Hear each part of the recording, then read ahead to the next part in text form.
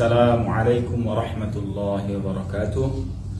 Pemirsa Yayasan Syahamah Official dimanapun Anda berada, semoga dalam menjalani puasa ini kita diberikan kekuatan dan diberikan kesempatan untuk memanfaatkan bulan Ramadan ini dengan sebaik-baiknya. Kita masih dengan kajian buku ringkasan Sulamut Taufiq. Sekarang kita sudah memasuki pembahasan berikutnya, yaitu beliau mengatakan di sini bahwasanya Allah Subhanahu wa taala itu bismillah, alhamdulillah, wassalatu wassalamu ala Rasulillah.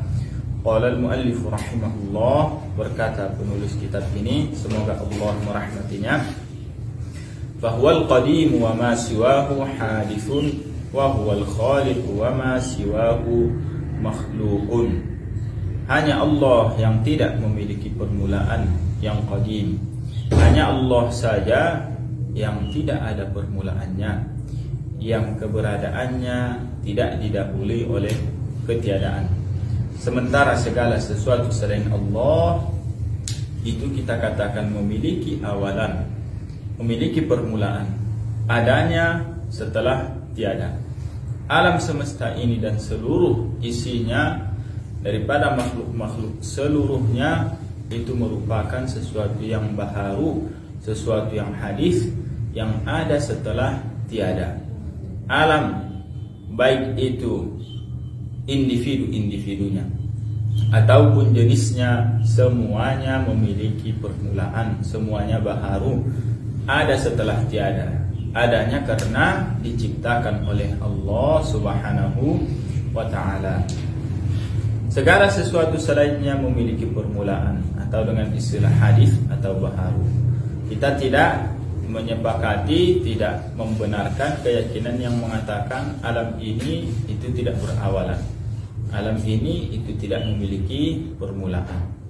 Kenapa? Karena mengatakan alam semesta ini atau jagat raya ini itu tidak ada permulaannya, sama saja mengatakan bukan Allah penciptanya. Karena sesuatu yang tidak memiliki permulaan berarti maknanya tidak diciptakan.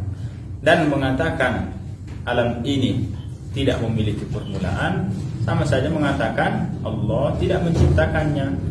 Jadi itu menafikan atau meniadakan Allah sebagai pencipta alam semesta ini, dan itu adalah keyakinan di luar agama Islam.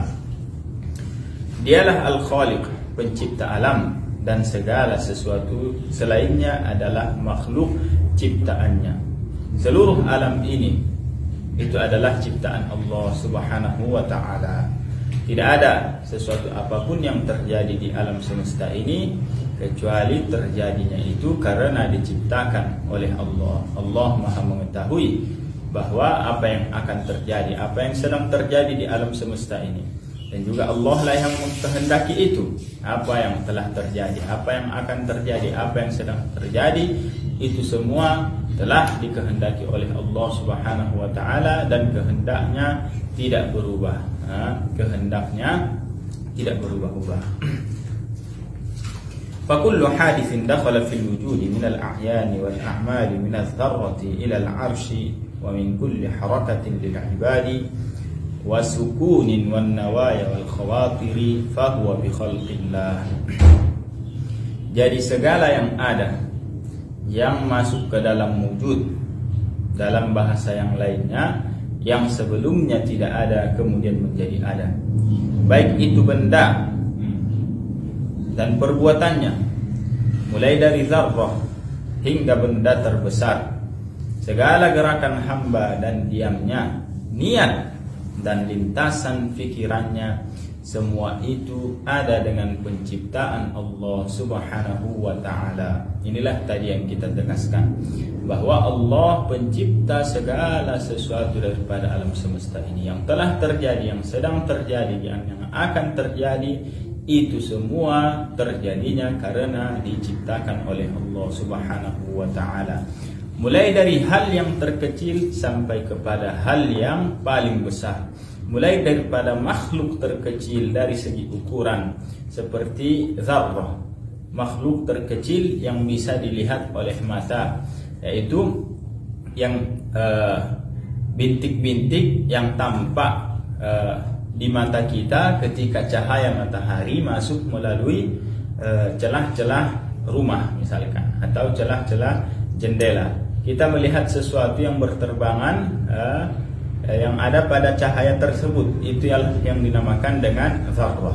Hal yang terkecil yang bisa dilihat oleh mata seperti ini itu bukan ada dengan sendirinya, tetapi adanya karena diciptakan oleh Allah Subhanahu wa ta'ala. Sampai kepada makhluk yang paling besar dari segi ukuran, yaitu arsy, yang tidak ada yang mengetahui besarnya arsy itu seperti apa kecuali Allah Subhanahu wa ta'ala. Itu semuanya adalah ciptaan Allah Subhanahu wa ta'ala. Dari sini juga kita mengetahui bahwa mengatakan Allah memiliki ukuran yang besar bukan pujian, tetapi bahkan itu hinaan bagi Allah Subhanahu wa ta'ala. Karena bagaimanapun yang namanya ukuran, mau sebesar apapun, mau seluas apapun, menunjukkan adanya yang mengkhususkan dan menjadikannya dalam ukuran tersebut. Tidakkah kita melihat bangunan-bangunan besar, bangunan-bangunan tinggi, meskipun bangunan itu begitu tinggi dan begitu besar, tetap menunjukkan ada yang menentukan, yang menginginkan bangunan itu pada ukuran itu, bukan pada ukuran yang lainnya. Dari sini dapat kita pahami bahwa yang berukuran itu butuh kepada yang menjadikannya. Berarti yang berukuran dijadikan, bukan tidak layak yang berukuran sebagai pencipta. Karena yang namanya pencipta maha menjadikan, bukan sesuatu yang dijadikan. Allah Subhanahu wa ta'ala sebagaimana disebutkan di sini, pencipta segala sesuatu, hingga niat dalam hati kita. Apa yang terlintas dalam hati kita itu terlintas karena diciptakan oleh Allah Subhanahu wa ta'ala. Bahkan apa yang kita niatkan, entah itu untuk kebaikan, entah itu untuk keburukan, semua itu ada karena diciptakan oleh Allah Subhanahu wa ta'ala. Lam yakhluqhu ahadun siwallah, la tabi'atun wa la illatun, bal dukhuluhu fil wujudi bi masyiatillahi wa qudratihi bi taqdirihi wa ilmihi al-azali. Tidak ada yang menciptakannya selain Allah, bukan tabi'ah yang menciptakannya dan bukan illat. Akan tetapi segala sesuatu tersebut masuk pada keberadaan, menjadi ada setelah tiada, itu dengan kehendak Allah dan kekuasaannya, dengan ketentuan dan ilmunya yang azali, yang tidak bermula. Ini masih penegasan bahwa Allah pencipta segala sesuatu. Bukanlah yang menciptakan sesuatu itu tabiat. Tabiat itu sifat yang Allah jadikan pada suatu benda. Misalkan tabiatnya pisau adalah memotong, dan tabiatnya api adalah membakar. Ya, tabiatnya pisau tadi memotong. Tapi ini adalah sesuatu yang Allah jadikan sebagai kebiasaan, adat, bahwa biasanya kalau pisau itu kita arahkan pada suatu benda, maka benda tersebut akan terpotong. Jika memang pisau tersebut sepadan atau bisa memotong benda tersebut. Tapi kita tidak mengatakan pisau itu yang menciptakan terjadinya pemotongan. Begitu juga tabiatnya api adalah membakar. Ya. Kalau kita menyalakan api dan kemudian mendatangkan kertas, lalu menjadikan api tersebut, meletakkan kertas tersebut di atas api, maka kebiasaannya yang terjadi adalah kertas tersebut terbakar. Tetapi kita tidak mengatakan bahwa api itulah yang menciptakan kebakaran. Tidak. Tetapi yang menciptakan kebakaran adalah Allah Subhanahu wa ta'ala, bukan api dan bukan pisau. Apa buktinya? Nabi Ibrahim alaihissalam di saat kaumnya yang tidak beriman kepadanya, melemparnya ke api yang begitu besar, hingga burung yang lewat di atasnya karena panasnya api tersebut itu jatuh dalam keadaan terpanggang. Nabi Ibrahim dilemparkan ke api tersebut, tetapi yang terjadi api tersebut tidak membakar Nabi Ibrahim dan bahkan tidak membakar pakaian Nabi Ibrahim sedikit pun. Dan yang dialami oleh Nabi Ibrahim saat itu malah kedinginan. Api tidak membakar Nabi Ibrahim, juga tidak membakar pakaiannya. Kenapa? Karena Allah tidak mengkehendaki Nabi Ibrahim terbakar oleh api tersebut. Allah mengkehendaki bahwa Nabi Ibrahim tidak akan terbakar oleh api tersebut. Jadi yang menciptakan terjadinya kebakaran bukan tabiat, bukan sifat yang Allah jadikan pada sesuatu, tetapi Allah lah pencipta segala sesuatu. Begitu juga pisau tidak menciptakan pemotongan, karena Nabi Ismail yang diperintahkan oleh Allah untuk disembelih, ternyata pisau tidak bisa memotong leher Nabi Ismail. Ini menunjukkan bahwa pemotongan juga terjadi itu karena diciptakan oleh Allah Subhanahu wa ta'ala. Tabiat hanya kebiasaan yang Allah jadikan. Biasanya pisau itu memotong benda, biasanya api itu membakar sesuatu yang lainnya. Tapi kalau Allah tidak mengkehendaki itu terjadi, yang Allah kehendaki adalah yang sebaliknya, maka tabiat pun tidak akan berlaku apa-apa. Dan dari segi hukum akalnya, tabiat tidak menciptakan. Kenapa? Karena tabiat itu bukan sesuatu yang memiliki kehendak, bukan sesuatu yang memiliki kehendak, tidak memiliki iradah, tidak memiliki masyiah. Bagaimana dikatakan dia menciptakan sesuatu itu sementara dia bukan sesuatu yang bersifat berkehendak? Bagaimana dia dikatakan penciptanya atau yang menjadikannya sementara dia tidak bersifat dengan sifat memiliki iradah, memiliki kehendak? Jadi tabiat tidak menciptakan. Begitu juga illat tidak menciptakan. Illat itu sesuatu yang ma'lul, ma yujadul ma'lulu biwujudiha, yang akibat dari illat ini akan terjadi jika illat tersebut ada, seperti cincin di jari. Jika kita menggerakkan jari, maka cincin akan bergerak. Kita menggerakkan jari, cincin juga ikut bergerak.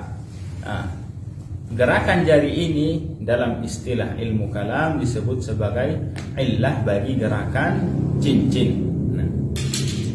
Kita tidak menggerakkan jari, maka cincin juga tidak akan bergerak.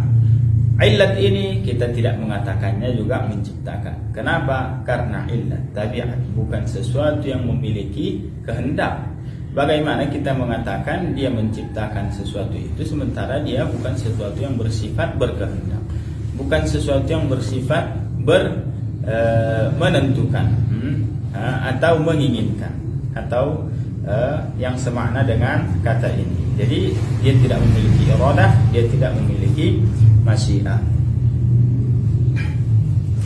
Liqaulillahi ta'ala wa khalaqa kulla syai'in ay ahdathahu min al-'adami ila al-wujud fala khalqa bihadha al-ma'na li ghairillah. Qala Allah ta'ala hal min khaliqin ghairullah.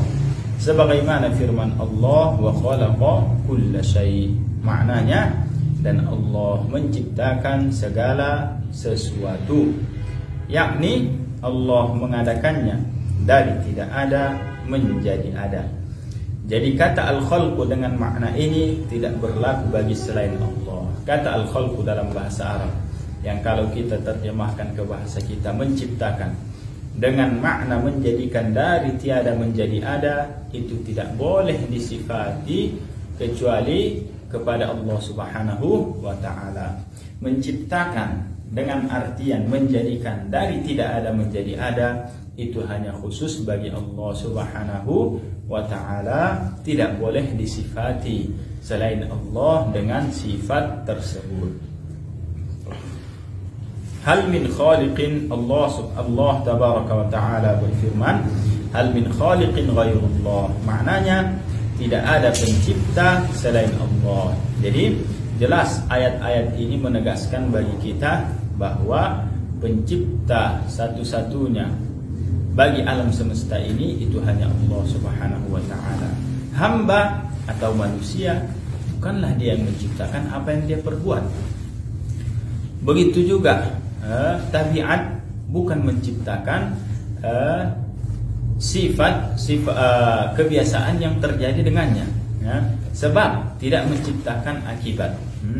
Begitu juga bukan illat yang menciptakan. Keyakinan kita sebagaimana yang disebutkan dalam Al-Quran bahwa pencipta dari tiada menjadi ada, yang menciptakan dari tiada menjadi ada, itu hanya Allah subhanahu wa ta'ala. Dan lebih tegasnya lagi beliau menyebutkan permisalan di sini, qala an-Nasafi fa idza daraba insanu zujajan bihajarin fakasarahu fad-darbu wal kasru wal inkisaru bi khalqillahi ta'ala falaysa lil 'abdi illa al-kasbu wa amma al-khalqu falaysa li ghairillah.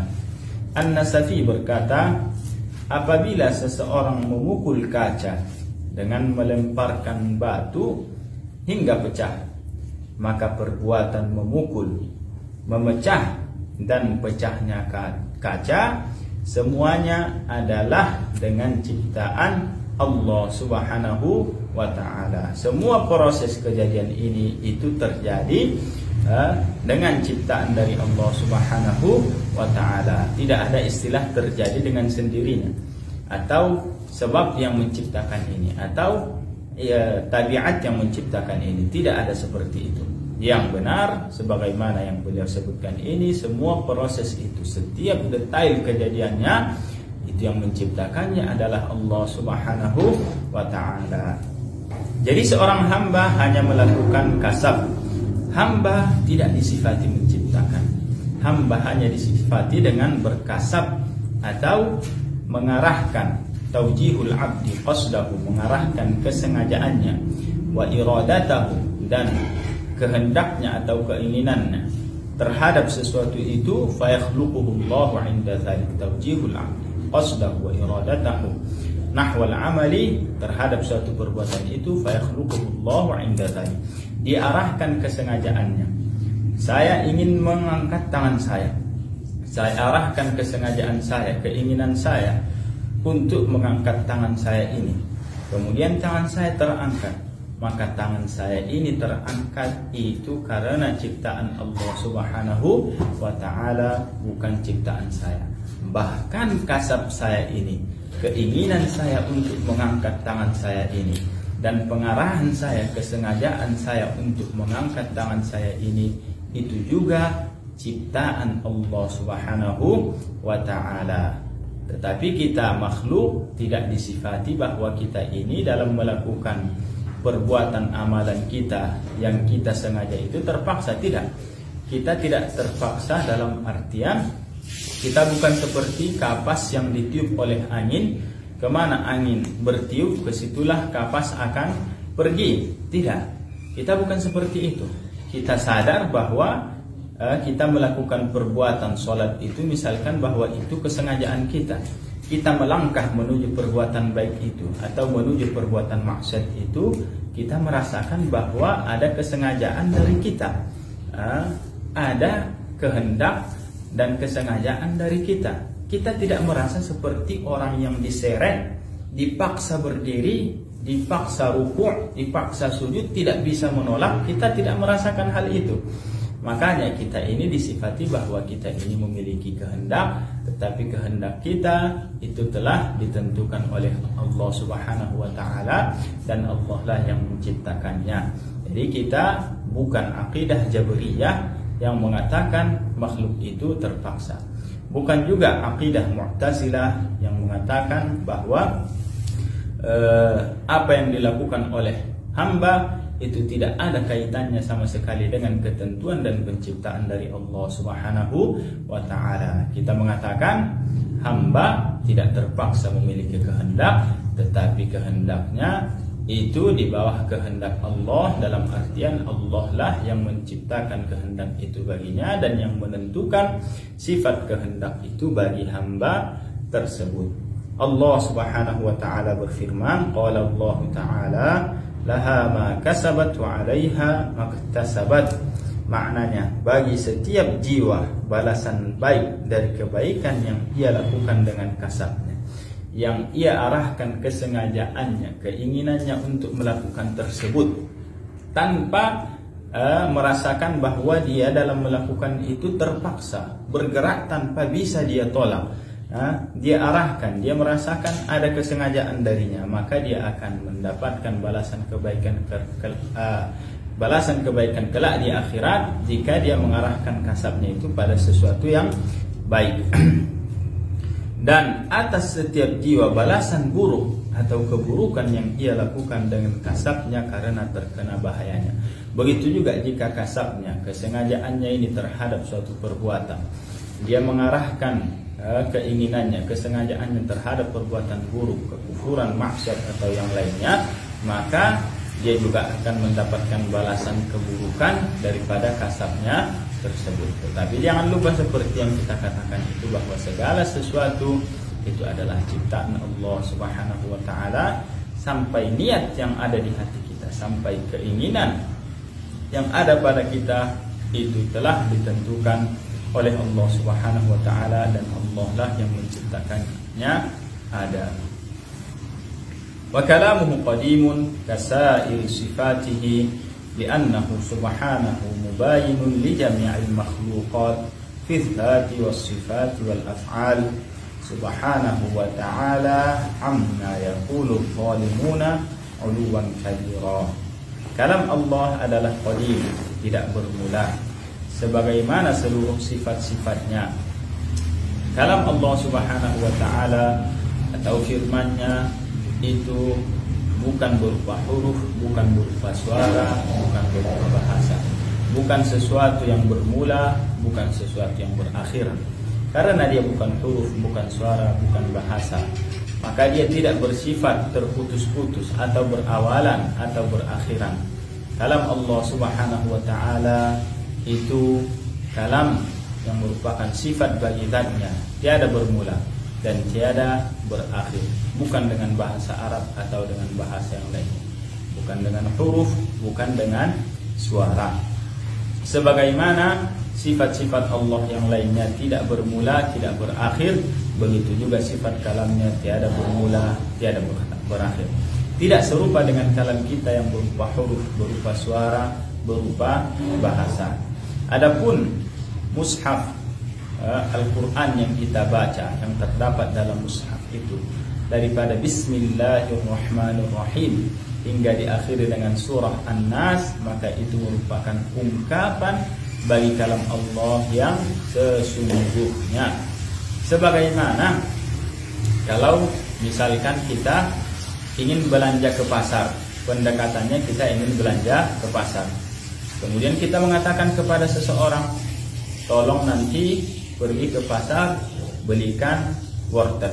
Kemudian kita menuliskan kata wortel tersebut di kertas.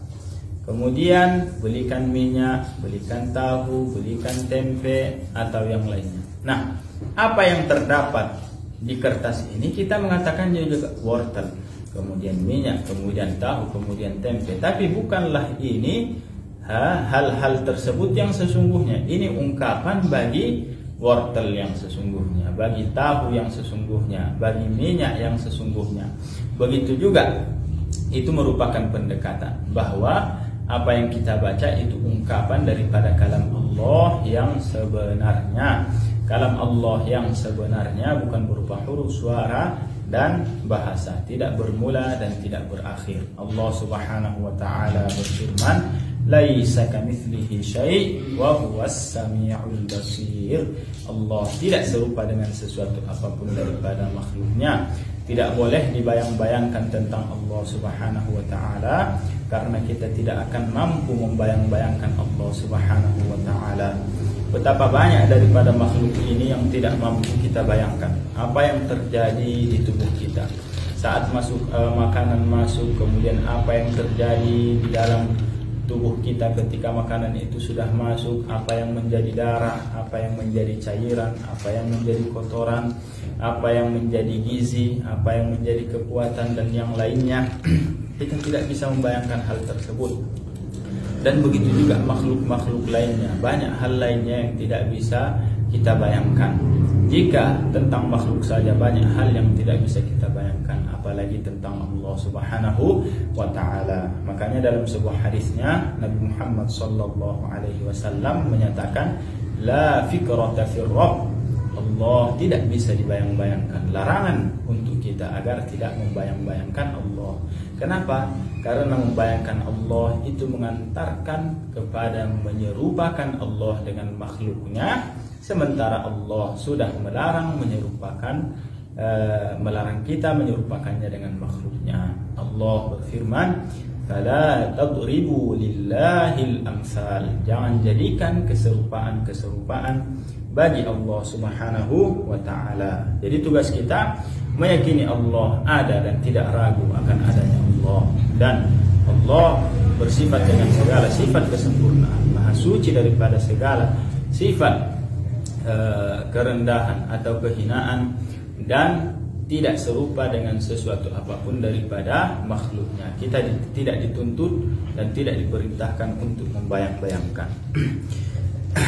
Dan juga sebagaimana yang dikatakan oleh sebagian ulama, mahma tasawwarta bibalik wallahu bikhilafi dzalik. Sebagaimana itu dikatakan oleh Al-Imam Ahmad bin Hanbal dan Imam Dhunnun Al-Misri dan ulama yang lainnya. Mahma tasawwarta bibalik, apapun yang terlintas dalam benak pikiran, gambaran apapun yang terlintas dalam benak pikiran yang mengatakan ini Allah, Allah seperti ini, Allah seperti itu, maka katakan fallahu bikhilafi dzalik. Allah tidak serupa dengan itu. Cukup katakan itu. Cukup sampaikan Allah tidak serupa dengan gambaran yang ada datang pada benak saya atau pada pikiran saya. Kalam Allah qadim, tidak bermula sebagaimana seluruh sifat-sifatnya, karena Allah tidak menyerupai semua makhluknya, baik pada zatnya, sifat-sifatnya, dan perbuatannya. Allah maha suci dari apa yang dikatakan orang-orang zalim atau orang-orang kafir, dengan kesucian yang sempurna. Jadi ringkasan daripada pembahasan kali ini bahwa Allah Subhanahu wa taala mencipta segala sesuatu, hamba tidak menciptakan, tabiat tidak menciptakan, hamba dan perbuatannya adalah ciptaan Allah Subhanahu wa taala. Dan akan kita lanjutkan pembahasan berikutnya insyaallah di kesempatan selanjutnya. Wallahu subhanahu wa ta'ala a'lamu ahkam. Wassalamualaikum warahmatullahi wabarakatuh.